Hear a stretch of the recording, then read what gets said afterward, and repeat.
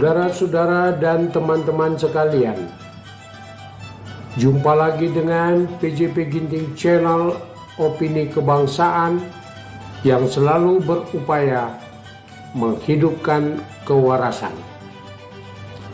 Topik kita kali ini adalah misteri pengunduran diri Airlangga Hartarto. Siapa penguasa baru Golkar?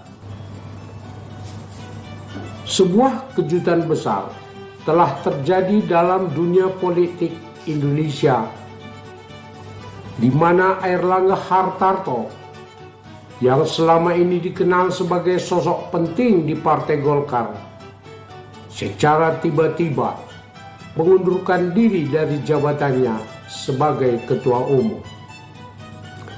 Tentu saja langkah ini memunculkan beragam spekulasi dan tanda tanya di kalangan publik. Dalam pernyataannya, Airlangga menyebut bahwa pengunduran diri ini dilakukan atas kesadarannya sendiri demi masa depan Partai Golkar.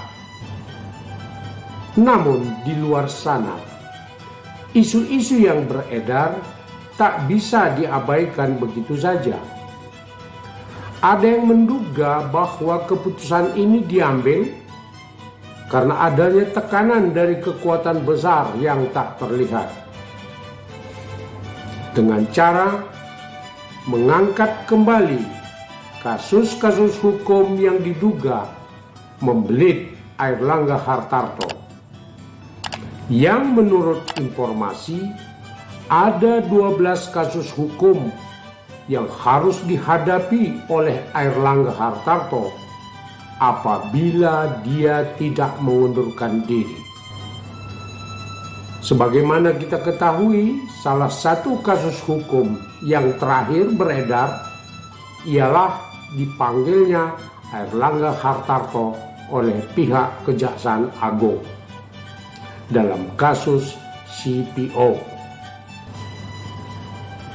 Isu-isu semakin liar dan memanas, terutama terkait kemungkinan bergabungnya Jokowi ke Partai Golkar, yang disinyalir akan memudahkan langkahnya dalam menguasai partai berlambang pohon beringin ini.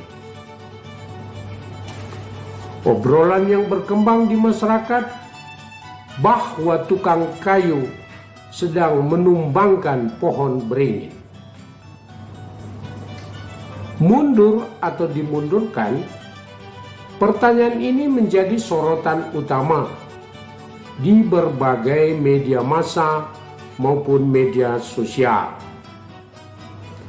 Sejumlah pengamat politik menduga adanya campur tangan kekuatan besar yang mengintervensi keputusan Airlangga. Dalam beberapa wawancara, beberapa analis politik menyebut bahwa kemungkinan besar ada tekanan dari pihak-pihak tertentu yang memaksa Airlangga untuk mundur, yaitu dengan cara mengemukakan ke hadapan publik tentang kasus-kasus hukum Airlangga Hartarto. Namun, hingga saat ini misteri ini belum terungkap sepenuhnya. Karena sebagai seorang ketua umum, Airlangga selama ini dikenal berhasil membawa Partai Golkar meraih prestasi yang signifikan. Di bawah kepemimpinannya, Golkar berhasil meningkatkan jumlah kursi di parlemen dari 85 menjadi 100 kursi, menjadikannya partai nomor 2 di parlemen. Begitu juga di dalam pilkada-pilkada yang lalu, Partai Golkar dapat meraih posisi gubernur, wali kota, dan bupati sampai di atas 60%. Tentu saja ini adalah capaian yang luar biasa oleh kerja keras dari Airlangga Hartarto. Oleh karena itu, pengunduran dirinya yang mendadak ini, banyak orang bertanya-tanya tentang masa depan Partai Golkar ini. Apakah Golkar akan tetap solid atau justru akan terjadi perpecahan internal yang bisa merugikan partai ini dalam jangka panjang? Lebih lanjut, isu tentang bergabungnya Jokowi ke dalam Partai Golkar semakin santer terdengar. Isu ini menambah bumbu spekulasi bahwa pengunduran diri Airlangga adalah bagian dari strategi besar untuk membuka jalan bagi Jokowi dan proksi-proksinya dalam mengendalikan Partai Golkar. Meskipun hingga saat ini belum ada konfirmasi resmi mengenai hal ini, spekulasi tersebut terus berkembang di kalangan publik dan para politisi dan para pengamat politik. Pada akhirnya, keputusan ini tentu akan membawa dampak besar bagi Partai Golkar dan perpolitikan Indonesia secara keseluruhan.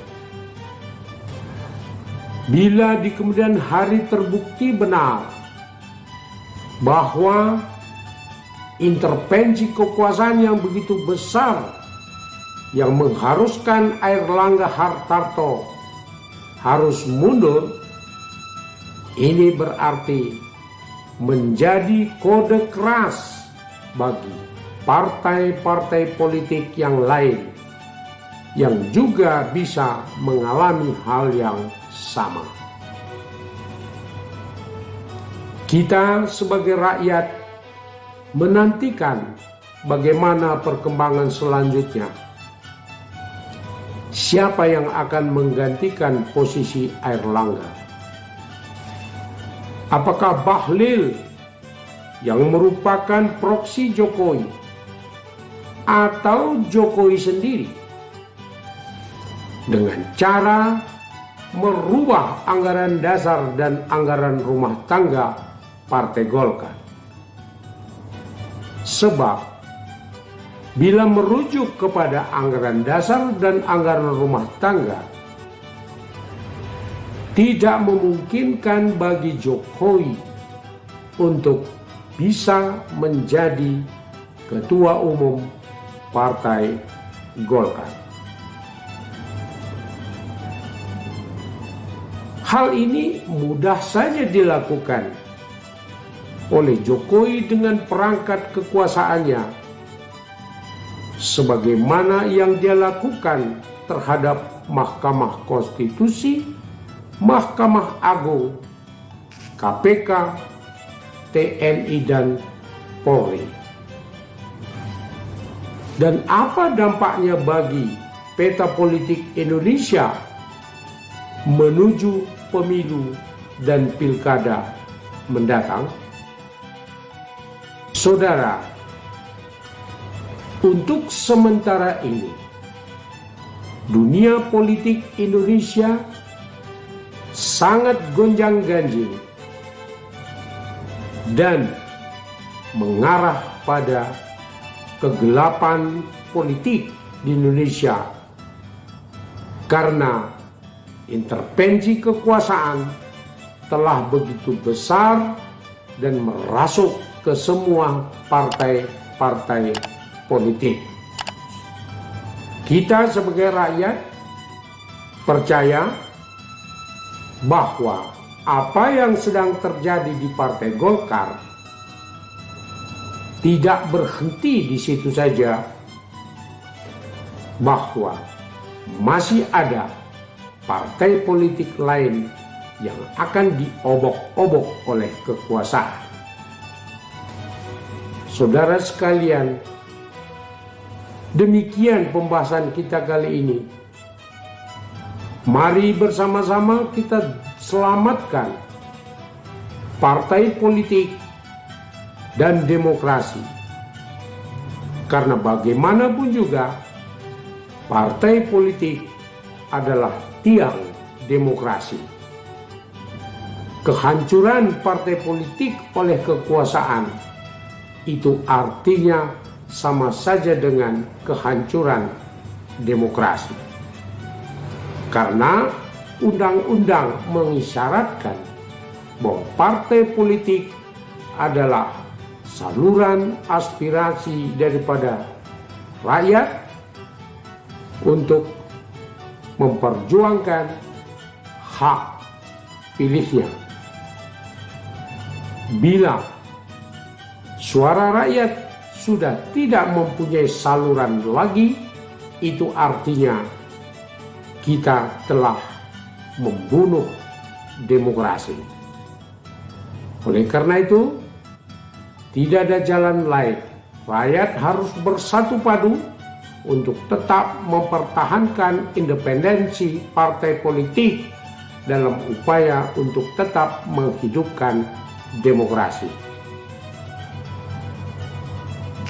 Demikian pembahasan kita kali ini. Mungkin Anda punya pandangan berbeda. Silahkan ketik di kolom komentar. Mari bersama kita besarkan channel ini dengan memberikan like, share, dan subscribe, serta nyalakan lonceng notifikasi untuk update video selanjutnya.